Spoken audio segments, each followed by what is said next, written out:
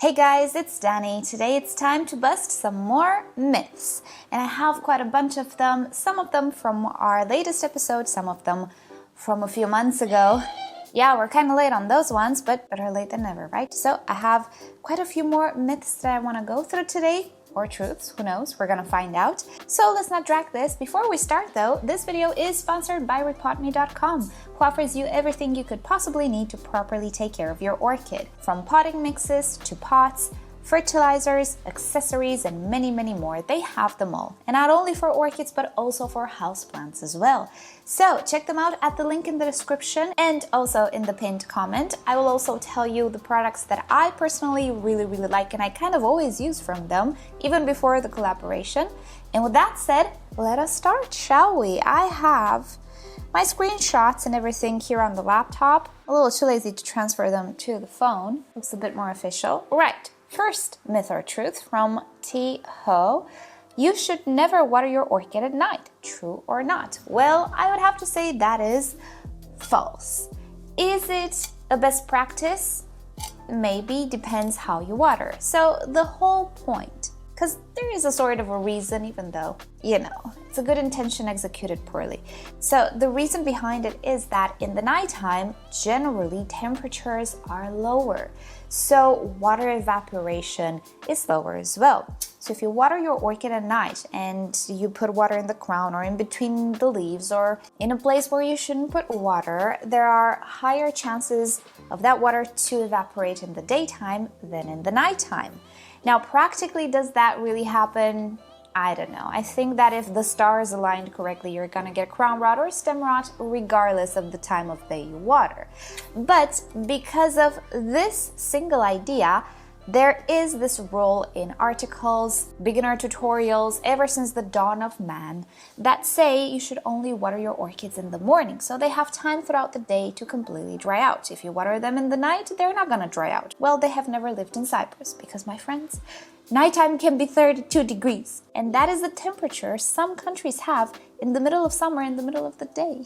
So now that you know the reason behind it, you can choose if you want to water your orchid at night or not. If you have the time in the day, do so. If you have a busy life and nighttime is the only free time for you, water them in the night. Just be careful, and that is it. Or leave a fan on. If you can leave a fan on for that night, that's perfect. Air movement, which lacks for most living rooms, actually does promote faster evaporation. Right, next up. Bilgehan Sarika, is that correct? Let me know. You cannot grow Cattleya type orchids in a self-watering pot. Yeah, well, you can grow whatever you feel like in self-watering pots. Do I have a self-watering pot at the moment? I used to have a lot of them. And even Cattleyas in self-watering pots, but I switched to sphagnum moss. Okay, so I don't have a Cattleya in a self-watering pot because now I'm growing them in full moss. And that would be a bit of an overkill. The idea behind self-watering pots is not to be suitable for a particular type of orchids or particular type of plants even. The idea is to suit particular environments. Once you start to think in terms of your own environment and your own lifestyle and so on, and forget a little bit about the species itself you're dealing with, things will get much better. So we have to know what orchids really like. Well, they like some aeration around the roots, they also like some moisture around the roots, and some orchids can be very drought tolerant. If they're drought tolerant, typically we can play a little bit with the setup, we can stretch it a little bit. If we don't have time to water, we can let it dry out completely for a few days and they will be just fine. That doesn't mean they like it necessarily, it just means they can survive it. That's what they're adapted to do, survive rough environments, Cattleyas in particular. A self-watering pot can deliver the exact same things if it works out with your environment and if you treat it correctly. Just because a self-watering pot has a reservoir doesn't mean you have to use it, particularly in winter time. You can just use it as a mask pot, as a decorative pot, right? It's a feature you can choose to use or not, that's one thing, and also the way you arrange the mixture inside plays a role as well. You should use something water retentive, but you can leave bigger air pockets just so you don't risk suffocating the roots. Full sphagnum moss can work perfectly in self-watering pots, but if it doesn't really work out with your environment and it ends up staying wet for way too long and you just don't benefit from that reservoir, just don't use it. So the myth itself is false. Depends who you ask. If you ask somebody further up in a cooler climate, they will say that, oh no, self-watering pots and Cattleyas is the worst combination ever. If you ask me, oh, it's the best thing created by man. But yeah, all the pieces of the puzzle need to fit, because if they don't fit, the setup will be useless or detrimental in a worst case scenario. Next, myth or truth. Should you always remove the flower stalk once the blooms have dropped? Obviously, this is false. You don't have to remove them. Nobody will mind. Well, maybe you will mind. I'll tell you why, but for the orchid, it really doesn't matter. Before you type about the exception, hold on, we're gonna get to it. So, if you're gonna leave flower spikes on your orchids, typically what will happen is at some point the flower spikes will dry, the blooms will dry, and the orchid will start growing vegetatively. At this point, whether you cut them or not, it really doesn't make a difference because they're dead. They don't impact the orchid itself at all. What they can impact is your routine around your house, right? You can brush your clothes onto them, you can bump the orchid on the floor. That is not funny at all. And that happens a lot in a home setting. So what we do is just cut them off for our convenience. They actually do not impact the orchid at all. Every structure that is dried does not impact the orchid anymore. It's gone. It's just sitting there, pretty much. That's all. There is an exception with the flower shop Phalaenopsis, which are produced or made, hybridized by humans for production, meaning for a lot of blooming, more than maybe they should sometimes. So depending on environment, and particularly in cooler environments, these guys can continue their blooming throughout the summer, throughout the winter. They can continuously bloom for a year or two. It happened to me. At that point, the orchid gets a little bit depleted because its focus is on the flowers, not the leaves or roots necessarily. It will try to put on roots and leaves, but it will do so much slower than normal. So at some point it will deplete a little bit. And that's not fun for the mother plant. So in those cases, yeah, it's a good idea to cut them just to prevent this little anomaly that happened due to hybridization from happening. And actually, it's not only hybridization, it's our environment as well. These guys are warm growers, and most of the times they live in very warm climates. There is a little bit of a drop in temperature with the Phalaenopsis subgenus that triggers the blooming, but it doesn't last all that long, and typically it's very warm where they grow. And if our homes cannot deliver that warmth, very warm period most of the year, then they will continue their bloom rather than grow vegetatively. So that's the only exception, but I would say that only Phalaenopsis are prone to this. Even Cattleyas, which have been mass-produced, are not really prone to this. They cannot continuously rebloom like Phalaenopsis do, so there's no danger of depletion. And really, cutting the flower spikes is more for our benefit and integrating these plants into our home setting, which is pretty alien for them, but it really is for their own good to cut these dried flower spikes. The last thing I want to do is bump this orchid on the floor and have all of its potting mix on the floor and the roots broken, and so on and so forth. Righty, we have a bunch of myth or truth sent in by Rakashi, so I'm gonna answer them because it's been a long time. So, myth or truth, species orchids are more sensitive to fertilizers than hybrid orchids. False. Absolutely false. There really is no difference between the species and the hybrid. Let's go to species, shall we?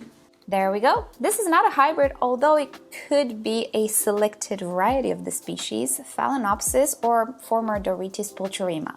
So there is no difference between the species and the hybrids in the regard of their demands, let's say. Need for nutrients doesn't change with hybridization. Yes, there is that hybrid vigor, which makes hybrids grow faster sometimes, but there are hybrids which grow slow still. And in between those and the species, there isn't much of a difference fertilizer-wise.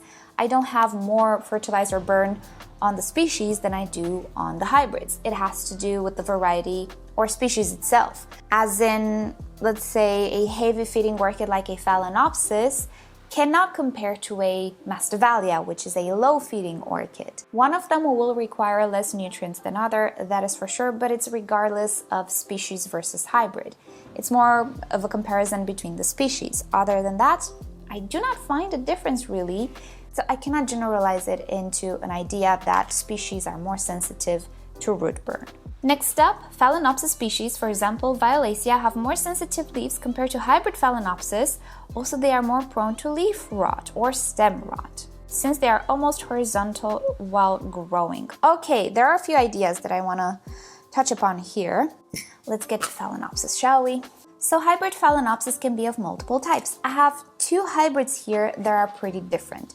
This is a Phalaenopsis type hybrid because in its parentage we do have a lot of Phalaenopsis subgenus representatives, not so many Polychilus types. Now, these species are a little bit different when it comes to foliage. Yes, indeed, the Phalaenopsis subgenus does seem to have more sturdy leaf, while the Polychilus subgenus a little bit more flimsy leaves. So from the point of view of mechanical damage, I guess these leaves can rip easier than these guys. But it doesn't have to do with the species compared to the hybrid. Again, it has to do with the comparison between the species. And comparing the hybrid to the species, again, there is no difference. If we get, let's say, Aphrodite or Schilleriana, we would see that the leaves are very sturdy on those species as well, comparable to the flower shop Phalaenopsis, which are mostly or entirely Phalaenopsis subgenus hybrids. Whereas Polychilus, this is again a hybrid, it is not a species, and this hybrid has exactly the same type of leaves as the species, which are a little bit more glossy, nice looking, but much thinner. I can do this with this leaf and nothing bad will happen. If I try to bend this leaf, it's gonna snap. It's not gonna happen. So it has more to do with the parentage of the hybrid. Sometimes we have Polychilus combined with the Phalaenopsis and it ends up being somewhere in between. But generally speaking, hybrids are not really stronger than the species. It really depends. And also, I do not believe they are more prone to crown rot or stem rot. But when you say here that the hybrids are almost horizontal while growing, I'm guessing you mean the hybrids horizontal like this rather than leaning. That does not have to do with the hybrids. You can grow a hybrid, let's say mounted, and it will have the same trait as the species to lean over and produce those leaves more angled towards the earth. So both hybrids and species can do that, and yes, that is something that can help with crown rot, because if you have your orchid like this, how it would naturally grow, water would just run down the leaves. But again, it has nothing to do with the species versus hybrid, it's just how you grow it.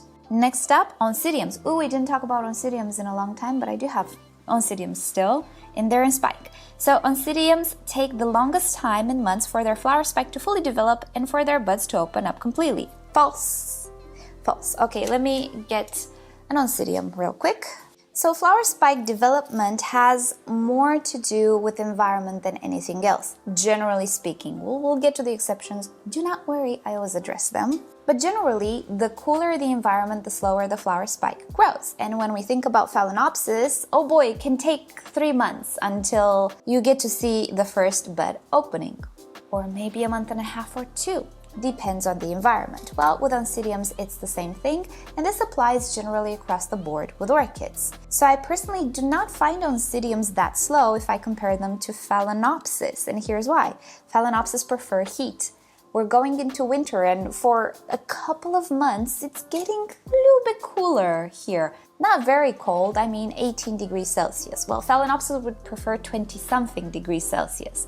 So generally, my Phalaenopsis take about 3 months to fully open their flower spikes, while Oncidiums can take 2 months because Oncidiums are cooler growers, so their speed is more adapted to the cooler environments. So for me, Oncidiums bloom a little faster than Phalaenopsis. However, there is one exception, and that is the Cherry Baby, and I guess not only. The hybrids that are close to it, like the Twinkle, I think, and also Tiny Twinkle, which is a different one. There are a few Oncidiums, oh, Heaven Sent as well. Those ones take a long time to completely grow their flower spikes. One, because sometimes they're very long.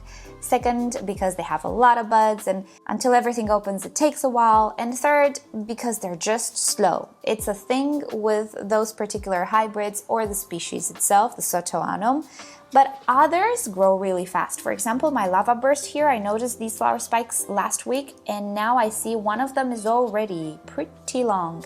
And I bet you in about a month, I'm gonna see the first flowers from this guy.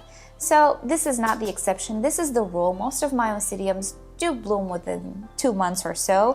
But the Cherry Baby, oh, I can wait up on him 6 months because he has a very long flower spike. So it's just the thing with Cherry Babies and probably other Oncidiums as well, but I would not generalize it. And lastly, it is not a myth or truth, but I do want to answer this one as well. Maybe I will dedicate an entire video to light, but I wanted to address this one as well. Orchids will grow faster if you keep the lights on 24/7. False. You should not keep the lights on 24/7 because orchids, and not only other plants as well, their functions depend on the day and night cycle. For example, I'll just give you one example. Many orchids and epiphytic plants generally have a CAM pathway of photosynthesis. What does this mean? Well, they absorb the CO2 during nighttime, they store it, and they do photosynthesis using that CO2 in the daytime. Sorry about the quacking noises, they're not my ducks. They're just very close to the greenhouse and they quack a lot. So that's a bit of an oversimplified explanation. Imagine if you don't give them nighttime. They just don't absorb CO2, or they don't do so efficiently. They're not gonna say, oh, well, it never gets night here, might just well open those tomatoes and start absorbing CO2 whenever we want. No, it doesn't work like that. It needs to be dark. They cannot reprogram themselves that fast. It's evolution we're talking about, and that usually happens in thousands of years. So if we don't give them nighttime, they will not photosynthesize properly.